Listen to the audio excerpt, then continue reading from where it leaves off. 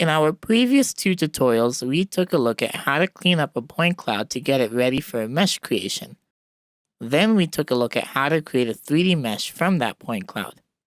If you're unfamiliar with that process, check out the links in the descriptions to watch parts 1 and 2 of this tutorial first. Now we're going to take our mesh and texturize it using our scanner's images. Head over to the Mesh Editing tool. We have a number of options within the Mesh Editing tool. If we wanted to, we can reduce the number of triangles or the complexity of the mesh. In this case, we don't need to do that. The first thing we'll do before texturizing is filling in some of the holes and gaps. We can select the Fill Holes option, and you'll notice the cursor will change to a small pale icon. With that, we just need to simply highlight the edge of a hole and it will glow yellow. We can click and the hole will be automatically filled.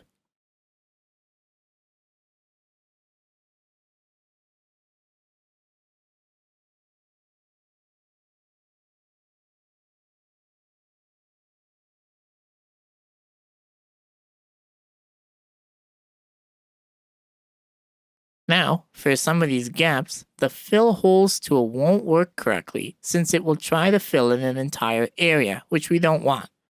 You can see it here. It wants to fill in the window on the door, which we don't want. And below, it wants to fill in the entire floor, which in this case, I also don't want to do. What we can do instead is switch to the Create Triangles option, and this will allow us to close off some of those gaps in our mesh. We're going to click on a vertex of a triangle, then a line to connect it to. When we do that, a triangle will be drawn. Now, since we've closed off this hole, we can switch back to the Fill Holes option, and you can see that the tool now recognizes the area that we want to fill. We'll move inside the mesh to do the same thing along the door.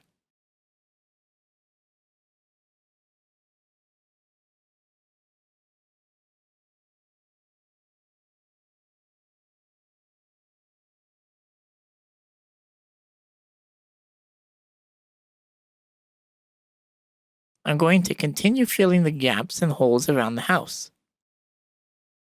Okay, so we've gone around and filled all the areas that we wanted to on the mesh. Now we're ready to texturize it. The first thing that we'll do is switch on our station icons by pushing J on the keyboard. And if you can't see the station numbers, simply push K and they will appear as well. We need to figure out which stations are closest to this house so that we can select the images from the corresponding stations. In this case, you can see that stations 4, 5, 7, and 8 surround the house, while 3, 6, and 9 might provide some useful imagery from slightly different angles or elevations. Once we've figured out our stations, we can click on the List Station Icons button and deselect the Overwrite Existing Images option. You'll notice all your stations have been loaded up here. What we're going to do is locate the corresponding folders and select their images to be added to the mesh. Let's open folder 4, and you can see the various images from the scanner at that scanning location. We're going to go ahead and select all the images and then apply them to our mesh. It'll take a couple seconds to load, and then you'll see that the texture has been mapped to the mesh. Now, we're simply going to repeat this process for the other stations surrounding the house. We'll move on to station 5, select the images, apply them.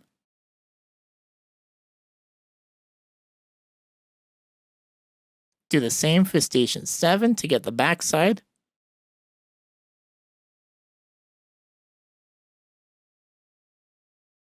We'll get station 8.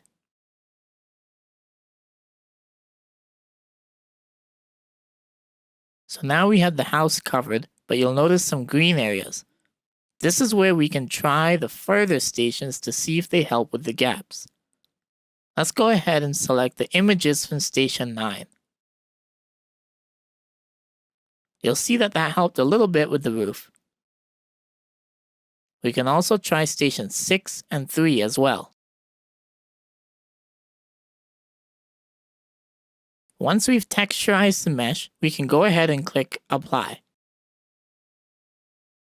We'll take a quick look around the mesh, and you can see that the texture has been mapped quite well around the house. Now, if you're scanning with the intention of creating a mesh, you can always use a camera or take pictures of the building or object and use those as your mesh images instead of the ones from the scanner. That might give you better results and, depending on your camera, a higher resolution. And that is how you texturize a mesh in Trimble RealWorks. If this tutorial helped you, be sure to like and subscribe for more RealWorks content. If you have suggestions or ideas for a future tutorial, please be sure to leave a comment. And as always, be sure to follow along for more RealWorks tips.